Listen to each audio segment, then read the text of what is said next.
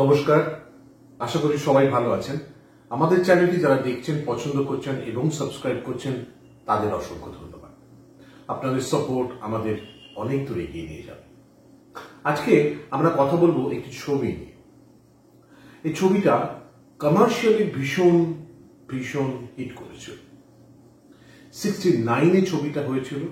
প্রযোজনা সতীর্থ প্রোডাকশন, পরিচালনা আশুতোষ বন্দ্যোপাধ্যায়। ছবির নাম তিন ভুবনের পারে। এই ছবিতে শ্রেষ্ঠাংশে অভিনয় করেছেন সৌমিত্র, তনুজা, তরুণ কুমার, রবি ঘোষ, চিন্ময় রায় প্রমুখ। এইবার অন ভালো হয়ে যাবে। ঠিক আছে, চাকু নে নে, আনস নে না, আনা ভালো। আমি কিছু বলিনি কিন্তু। এই ছবিটা সমরেশ বসুর গল্প অবলম্বনে তৈরি হয়েছিল। এই ছবিতে প্রথমেই যেটা দেখা যায়, পুরো ছবিটা জুড়ে একটা ক্রাইসিস, একটা আইডেন্টিটি ক্রাইসিস, একটা সমাজ ব্যবস্থার প্রেক্ষিতে কিছু মানুষের ইনসিকিউরিটির কথা বলে এই গল্পটা। রোজ রাত দুপুরে বাড়ি থাকা, কি ব্যাপার? কি একজনের খুব অসুখ, তাই। অসুখ? নিজেই কি খুব সুস্থ? যেখানে 16 আনা আমদ, সে বাকি রাতটা কাটালেই পারতে। বাবা বাবা রত্ন, যাও যাও ভেতরে গিয়ে কেতাব তো করো। এখানে একদল পাড়ার ছেলে, যাদের না আছে কোনো ভবিষ্যৎ, না আছে কোনো বর্তমান। এমনই একটা গ্রুপ যেখানে সৌমিত্র, রবি ঘোষ বা চিন্ময় রায়রা আড্ডা মারে। তার সামনে একটি বাড়িতে নতুন ভাড়াটে হয়ে আসেন তনুজা, তার দাদা, বৌদি এবং মা। আগে হ্যাঁ, ওই আপনার বাড়ির উল্টো দিকে মিত্তির। আচ্ছা, তাহলে তো খুব কাছে। আগে হ্যাঁ। আচ্ছা, তা আপনার নামটা? আমার নাম সুবীর মিত্তির, সবাই মন্টু বলেই ডাকে আর কি। ও, তাহলে ফেমাস লোক, পাড়ার বেশ খ্যাতি আছে বলছেন। খ্যাতি কেন বলছেন? অখ্যাতি ধরতে পারেন, কেননা লোকে তো আমাদের বকা বাউন্ডুলেই বলে। সৌমিত্রর সঙ্গে তনুজার একটা আলাপচারিতা শুরু হয়, কিন্তু প্রথমে পছন্দ না করলেও পরে তনুজা আস্তে আস্তে একটা সম্পর্কে জড়িয়ে পড়েন সৌমিত্রের সঙ্গে। তাদের স্ট্রাগল, তাদের পুরনো জীবনের স্ট্রাগল, তার বন্ধুদের মেনে না নেওয়া, সমস্ত কিছু ঘিরেই একটা ইনসিকিউরিটি চলতে থাকে। স্কুলে চললেন নাকি? কেন, আপত্তি আছে? না, রোজই দেখে কি না, তাই। তাই আজ আলাপ করতে এসেছে। অচেনা মেয়ের সঙ্গে এভাবে কথা বলে লজ্জা করেন না? দোহাই, আপনি চেঁচাবেন না, পাড়ায় থাকেন তাই। পাড়ায় থাকি, তার রকে বসে যাতা বলেন, আবার বলছেন চেঁচাবেন না। আচ্ছা আচ্ছা, চেঁচাবেন না, আমি যাচ্ছি, আমি পালাচ্ছি। শালা কি সামনে মেয়ে মেরে। সৌমিত্র ফ্যামিলিতে অর্থাভাব, দুস্থ পরিবার, বোন অবিবাহিত, ভাই বেকার, সমস্ত কিছু মিলিয়ে একটা ভীষণ সাংসারিক চাপ। এরকম অবস্থায় তনুজার সঙ্গে একটা সম্পর্কে গড়ে ওঠা সত্যি একটা গতিপথ না জানা এক নৌকার মতো ভাসতে ভাসতে চলা। সোশ্যোলজি। মন্টুর মা, আরতি তোমার একটা মেয়ে, যাতা ঘরে বিয়ে দিলে তো চলবে না। ঘর মিত্রির বাড়ির বনে দিয়ে আনা তলানিটুকুও নেই। আধখানা বাড়ি বিক্রি হয়ে গেছে, বাকিটা বন্ধ, তাও দুঘর ভাড়াটে। তবু দেমাকে শেষ নেই। কিন্তু সংগ্রামকে এখানে বিভিন্ন অ্যাসপেক্ট থেকে দেখানো হয়েছে। একরকম সংগ্রাম যেমন পরিবারের, একরকম আইডেন্টিটি ক্রাইসিস বা সংগ্রাম যেরকম বেঁচে থাকার, এই একটা বাউন্ডুলি গ্রুপের। তনুজারও মানুষ হিসেবে একটা সংগ্রাম সৌমিত্রকে বড় করে তোলার। এই যে তোকে বলবো বলবো বলে মনে করি, কিন্তু দেখা পাই না। বাজারে আমাদের পাড়ার নতুন ভাড়াটে বীরেশ্বর বাবুর সঙ্গে দেখা হলো। আলাপ করেছিস? বীরেশ্বর রায়? হ্যাঁ, মার্চেন্ট অফিসে মোটা একটা কাজ করেন ভদ্রলোক। তা সুধীরের একটা কাজকর্মের জন্য ধর্ণা গিয়ে থাকে। সৌমিত্রকে পুরনো জায়গা থেকে বার করে এনে তাকে নতুন রূপে গড়ে তোলা, নতুন মানুষ হিসেবে গড়ে তোলা। এবং 3rd ডিভিশনে পাশ করা ম্যাট্রিকের মানুষ সৌমিত্র আস্তে আস্তে আইএ বিএ পাশ করলেন এবং মাস্টার ডিগ্রি করার পর রিসার্চার হলেন। সবকিছুই কিন্তু তনুজার তৎপরতায়, তনুজার কঠিন শাসনে এবং তনুজার পারদর্শিতায়। লেখাপড়া শেখার খুব ইচ্ছে ছিল, কিন্তু সুযোগ হয়নি। মাঝে মাঝে তাই অসম্ভব রাগ হয়, বিশেষ করে নিজের উপর। এখনো তো লেখাপড়া শিখতে পারেন। এই বয়সে লেখাপড়ার কোনো বয়স নেই, আপনি পারবেন। কি করে জানলেন? আমি যে স্কুল টিচার। এভাবে একজন মানুষকে গড়ে তোলা এবং তাকে নিজের মতো করে রূপ দেওয়া এই ছবির মূল অংশ। এই ছবিটা দেখতে গিয়ে বারবারই মনে হয়েছে যে এই তিনটে সংঘাত কোথাও না কোথাও কোনো না কোনো সংগ্রামকে আঘাত করছে।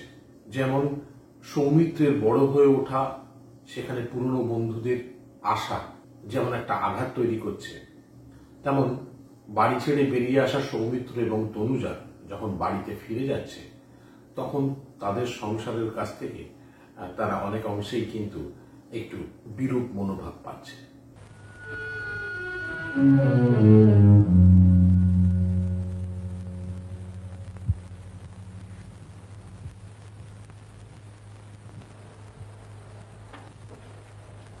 সরো সরো, আয় বুঝ। সবকিছু মিলিয়ে এই তিন রকমের সংগ্রাম কোথাও না কোথাও একে অপরের পাশ দিয়ে ঘুরে বেঁকে লেগে কখনো একে অপরকে কেটে চলে যাওয়ার চেষ্টা করছে। এটা একটা সোশ্যাল সিস্টেম, যে সিস্টেমের মধ্যে বিভিন্ন রকমের সংগ্রাম গড়ে উঠছে। This is very good film indeed. সত্যি শুধুই কমার্শিয়ালি নয়, ক্রিটিক্যালিও ভীষণ ভালো ছবি। বাড়িতে একটা তার চালটা বসো তো। এখানে? এইখানে। আবার কোথায়? এইখানে। বল না।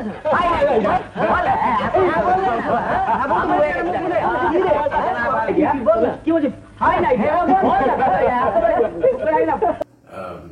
ভীষণ সময় নিয়ে ছবিটা তৈরি করা হয়েছে। পরিচালক অসাধারণ কাজ করেছেন। প্রতিটা পরতে পরতে স্নায়ু মেপে মেপে তাদের আবেগগুলোকে সাজানো হয়েছে এবং বাড়ানো হয়েছে এবং শেষ পর্যন্ত গিয়ে একটা জায়গায় রাখা হয়েছে। It's good ending, happy ending.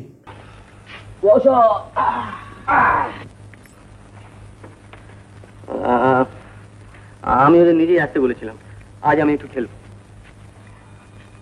আজ ওদের ফিরে যেতে বলো।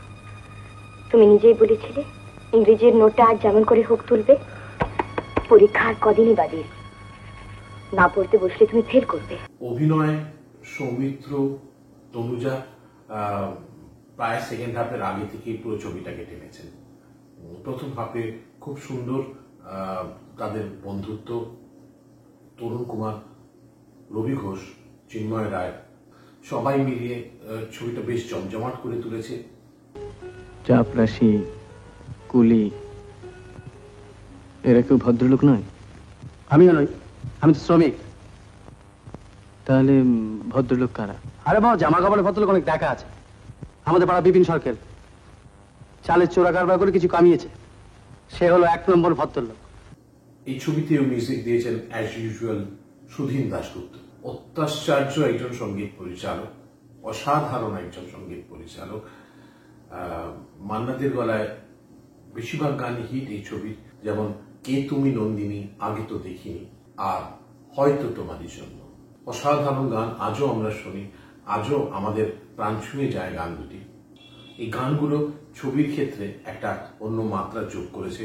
তার থেকেও বড় কথা, বিবাহের পরে সৌমিত্রের সঙ্গে তনুজার যে সম্পর্ক, একটা গভীর সম্পর্ক এবং গভীর চাওয়া পাওয়ার ব্যাপার, যেটা এই ছবির ক্ষেত্রে একটা বড় ইউএসপি, একটা লাভ স্টোরি এই পর্যায়ে যেতে পারে, সেটা এই ছবিটা না দেখলে আপনারা বিশ্বাস করবেন না।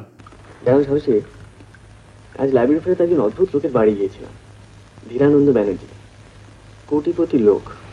ওখানে চা খেয়ে কোটিপতিতেই এত খুশি? কোটি টাকা আমার লোভ নেই, তা তো জানো সাহসী। আসলে বিচিত্র মানুষ দেখতে ভালো লাগে।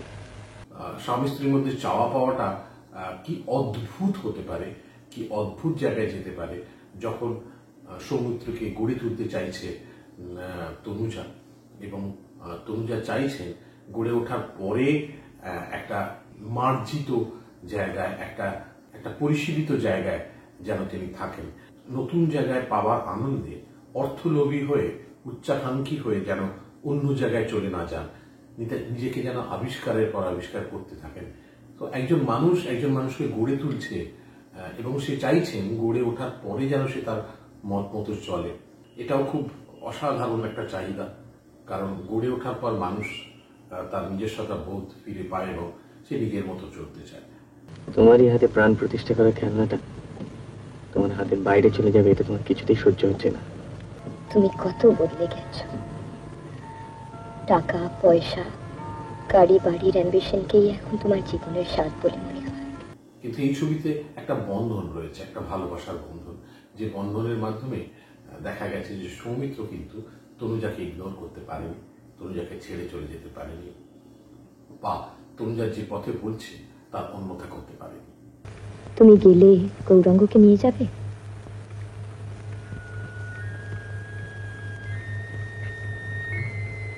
আমি যাব না, আমি যাব না সরব, আমি সেই চাকরি নিয়ে নিই। সবকিছু মিলিয়ে ইটস বিগি, it's big hit and critically acclaimed একটা ছবি বলে মনে হয়। This is very good love story with the backdrop of social crisis and identification. ছবিটি আপনারা ইউটিউবে পেয়ে যাবেন, অবশ্যই দেখুন এবং আপনাদের মতামত জানান। আবার আসবো আগামী পর্বে। ভালো থাকবেন, নমস্কার।